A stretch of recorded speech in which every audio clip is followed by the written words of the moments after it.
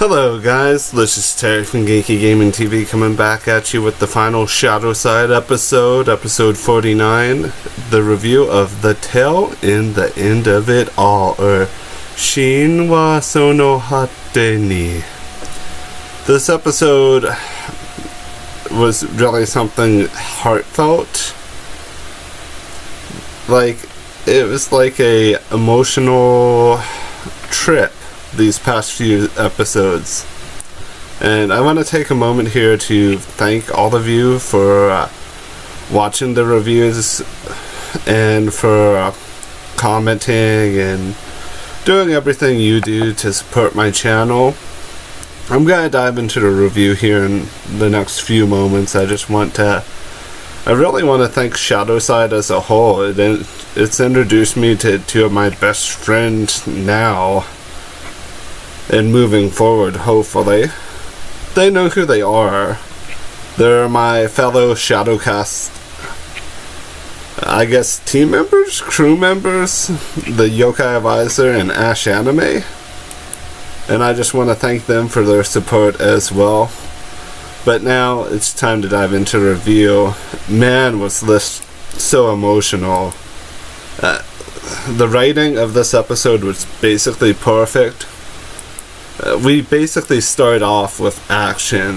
Soranaki and Shuka are basically just going at it, like exchanging attacks is basically what's going on. They're basically trading blows. If this was something in the literal world, it would be like a boxing match where two evenly powerful people throw punches at each other. And the punches are like grazing each other. They're like not even getting direct hits, but the force of the blows that are being dealt just kind of echo and are felt all around the arena. After the first little exchange of attacks between Shuka and Soranaki, we get a scene transition to Keisuke and to Touma and Akinori basically just getting Keisuke kind of back on his feet, getting him prepared, and bringing him kind of up to speed to a certain degree, while overhead Shuka and Soranaki continue their amazing trade of blows. I want to say this is one of the more intense Yokai Watch fights I think I've ever seen. Then again, I've not watched any of the Yokai Watch 3 anime because I'm gonna be playing through the games momentarily, not for the channel, more or less for my own personal self, so I don't know if there's anything intense to this degree within the anime for Yokai Watch 3. And we've seen transition over to Junior shoving choco bars in Fudomio Boy's mouth, trying to fill his energy tank. To a certain degree, it's like he's trying to empower the chocobos or choco bars to grant Fudomio Boy the power to be viable and useful and back on his feet.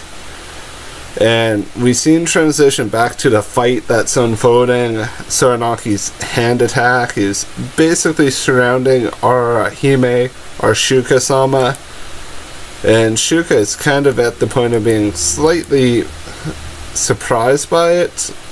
Like, she anticipated the attack, but she's kind of surprised at the same time. But Touma and Akinori came to the rescue as Genbu and using Suzaku.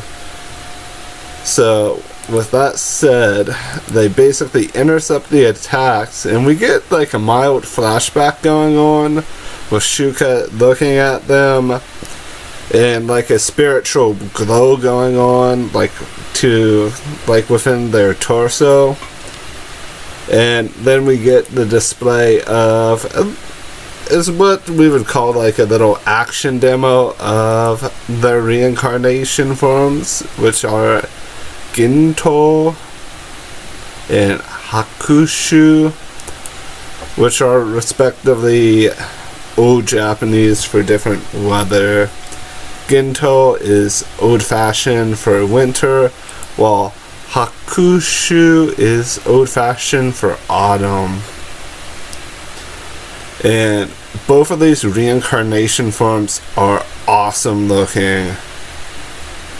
And they're both rather fitting. Ginto for Touma. The toe of Touma is used in winter, while Hakushu and Aki are both reflections or seasonal words for autumn or fall.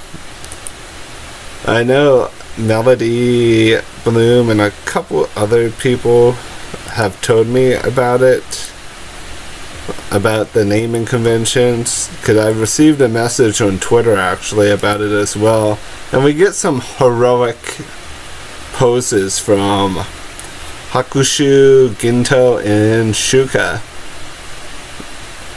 I would have loved to have seen Shuden Doji within this frame shot so that we could have like the 4 seasons and have it look truly brilliant, but I'm not entirely sure why they didn't really go with this perception of it, because it would have looked sweet. I was half tempted to Photoshop Shuden Doji into this, but decided not to. I decided that if I did that, I'd be kind of bailing on my general consensus of how I want to handle things for this, because I want it to be roughly based on my first impression of it.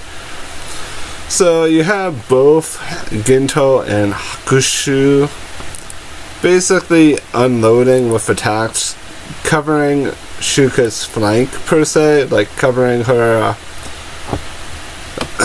east and her west per se, while Shuka gets ready to do unlimited Yokai works, kind of a parody of Fate Stay with all of the pink energy swords, and having that unloaded on Soranaki. And we also have a Hyper Michi moment, but Hyper Michi does nothing, and Hyper Michi mode lasts more than 30 seconds this episode, guys. Hyper Michi mode is now busted. It's now defunct, because it lasted way too long. But Soranaki then pulls himself back together after taking Shuka's, I don't even know what to call that attack. Unlimited Yokai works? The Shuka Storm? Shuka Arashi? Okay, I shouldn't be allowed to name attacks, so we're moving on. But after Soranaki unloads with his Beam of Death attack, at least that's what I'm calling it, it's like a red and blackish colored beam that he just kind of swept at Shuka and at Ginto and Hakushu.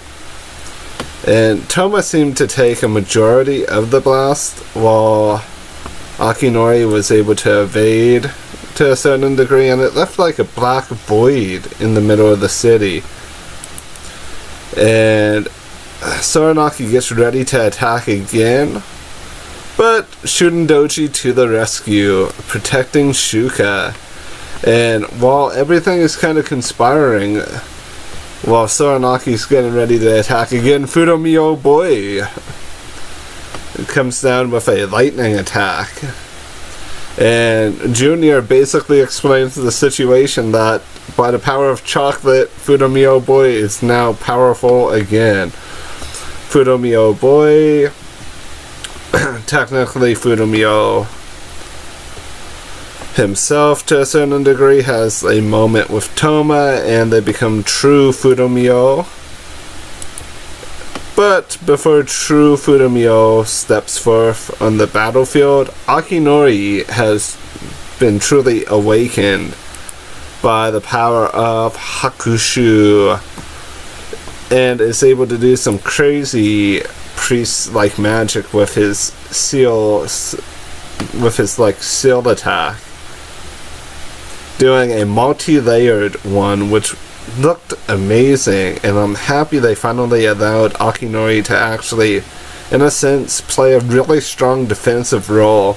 I would compare this to Josu from One Piece's Marineford, and how Josu basically kind of tanked a attack from Mihawk to a certain degree by lifting up the ice, or a section of the ice at Marineford. If I'm remembering things correctly, I've not watched that arc in quite a while. But things transition on. Fudomyo in the Fudomyo truly perfect form, Fudomyo Kai. Okay, they fit Yokai into a thing again. That's great. He then basically does a epic looking slash and kind of shatters the illusion of what Soranaki is. And they're transitioned into, well, everyone's kind of transitioned into a realm that's like in between the yokai world and the real world, because it's not really a true realm of sorts. It's basically a memory or a recollection of what's essentially has happened. And we get a bit of a scene with Gento and Hakushu talking to Kutten or Soranaki, whichever you prefer to call him.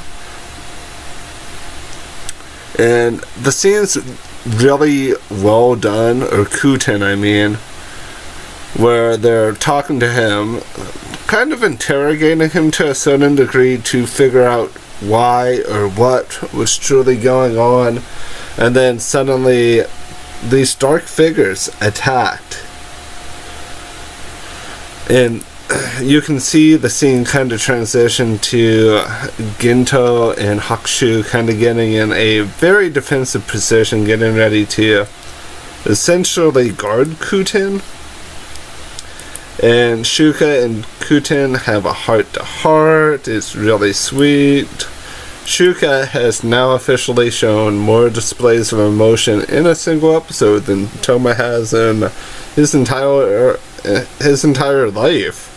Shuka was angry, Shuka was happy, Shuka was sad, Shuka was in love, as we see as the scene basically transitions on. So Shuka has broken Touma's record of being emotional and emoting. So we get a scene transition back to the real world with our Yokai Detective Agency protagonist group looking up at the sky. We then get a transition to the yokai world on top of a slightly damaged building that may be a castle. I didn't quite see the pan because I got a commercial or an ad, and then the ad kind of transitioned to just Inma and Kyra on top of a building, and them basically discussing what has happened, what has actually conspired with the Hoshuka incident, which was really nice. It actually brings the episode to a proper close. And as things are closing up here, we transition back to the Yokai Detective Agency. Everyone's just kind of chilling out with Hakuinoi's grandmother, and then we kind of get a transition to Hayua Shudendoji, and he's holding the sword of Ashura, or technically he's basically just gripping it in his hands, getting ready to go off on a journey, kind of like the one that he went on with Doketsu before, and what's kind of being inferred via some slight mythos there that they're getting ready to travel for quite a while. We then scene transition over to what I would say is one of my favorite gags ever. Natsume seriously told Keisuke that he was Shuka's pet, and then drew a Jimenkin picture, and then Whisper and Junior submit something about Keisuke Jimenkin on the forum website. And seeing Keisuke he's really grown throughout the series. The only bitter note within this entire end here is that Bore Bancho didn't do nearly as much as what I had hoped after seeing him for the very first time I saw him way back in the beginning of the series. I would have expected Bore Bancho to basically do a little bit more, and same with some other yokai in general, but all in all, this is a rather good way to end the season. I'm not going to say the series because ShadowSide is completely coming back. I am staying in denial, guys. Even if it never comes back, I am staying in the realm of denial. Me and Ash are staying there. As far as I know, he's still there, and we're both still believing that there's a chance for a season 3 after the OG transitions back for a couple of seasons. Because I feel like they need to do this rotating progression. And what that basically is 2 or 3 seasons of the OG, a season of ShadowSide or a ShadowSide equivalent, just to keep some spin-off consistency that is still canon to a certain degree, and still builds as a building block upon the yokai world and the series as a whole. Yet again, I want to thank you for watching the episode. Like always, there's a link to the episode itself in the link below. And as always, you guys are wonderful. Thank you so much again for all of your support. Have yourselves a wonderful morning, afternoon, and or evening. Bye bye.